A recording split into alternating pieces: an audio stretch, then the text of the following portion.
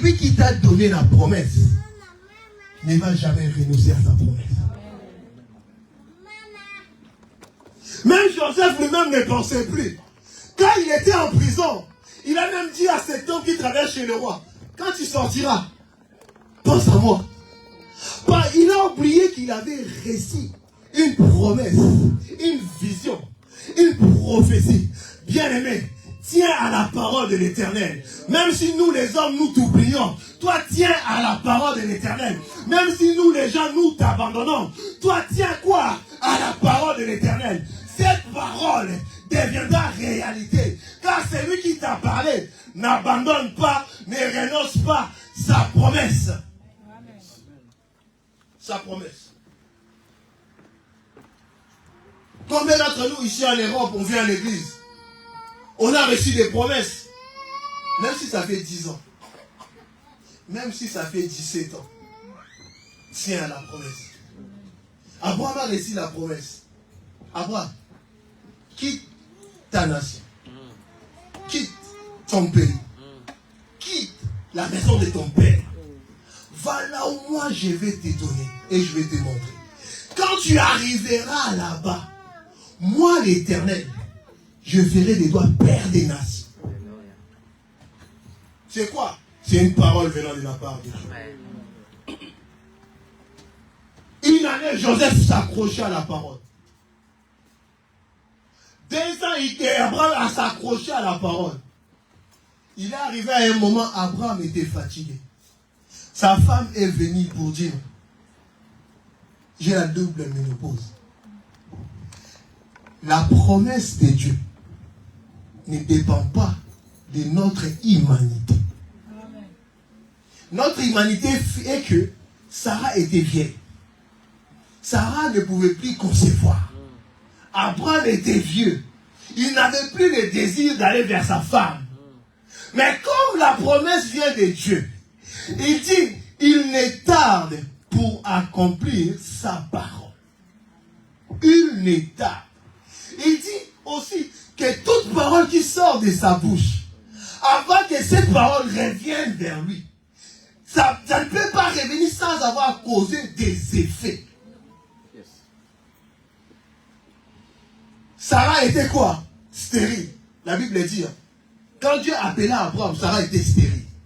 Mais comme la parole de Dieu était sortie, même quand Dieu est même revenu après 24 ans pour parler encore de la même chose, Sarah a rigolé.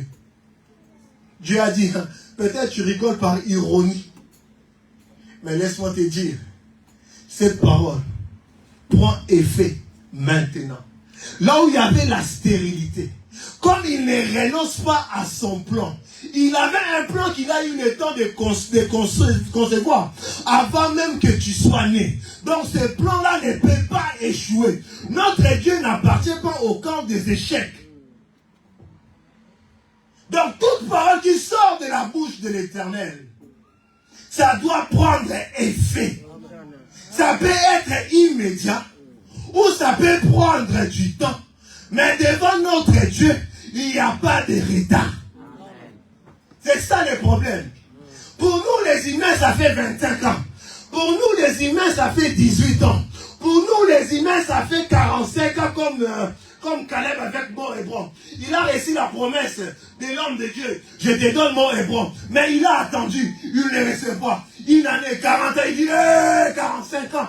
Je dois retourner, saisir la parole. Le problème avec nous, on se fatigue facilement. C'est ce que le diable a fait. Abraham, Sarah va dire à ton mari, ça fait beaucoup de temps que vous attendez.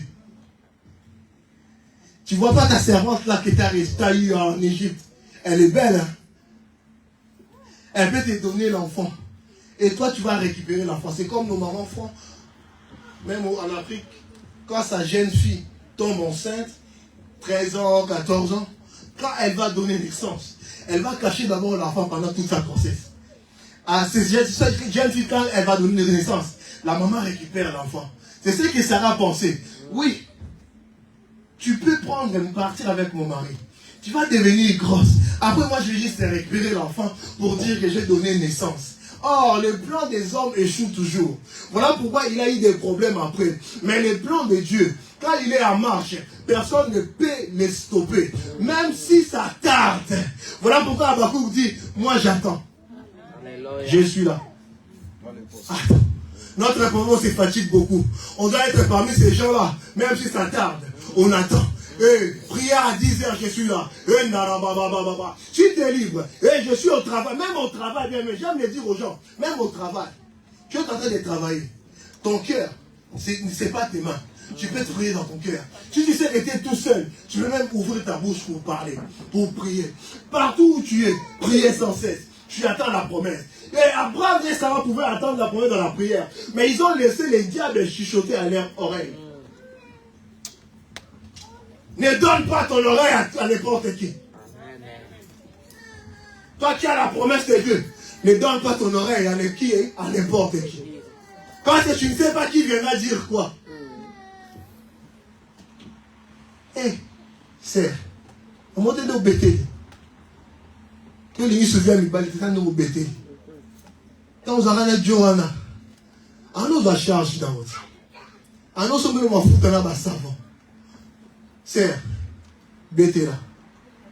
C'est lui qui a la promesse, même ici à bêter. À un certain moment, les gardes du roi viendront pour te laver. Toi qui t'es lavé tout seul, comme Joseph dans la prison. Amen. Les gardes sont venus. Parce que le plan de Dieu n'échoue jamais. Parce qu'il ne renonce jamais à son plan. Il était là, il ne savait même pas. Quand Dieu veut accomplir son plan, même toi là qui as réussi la promesse, tu ne sauras pas. Amen. Tu vas juste être surpris comme tout le monde. Laisse que le Dieu de l'innocent akamusa la bonne laisse que le Dieu de l'innocent akamusa biso. Tu vas te dire ma gagnante akamusa biso. Amen. Ça c'est mon compte bancaire. Non, non, non, bon aboué. À cause de la promesse de l'Éternel, vous allez les toucher. À cause de la promesse de l'Éternel, vous serez guéris. À cause de la promesse de l'Éternel, c'est Dieu là vous visitera. Alors, ne donne pas ton oreille à n'importe qui. Abraham, tu connais. Est-ce que tu as ma casse au boca à Bassoui? Est-ce que tu as ma casse au sens? Zamba, à qui par l'humanité n'a pas sauté. Il a donné son oreille à sa femme. Et il a exécuté ce que sa femme a dit. Laisse-moi te dire, pendant que tu souffres, quand tu as les promesses de Dieu, au comme Abiyoka et Kapé Bindimandima, tant on peut t'amatonner dans mon tournoi sur Ondimanios.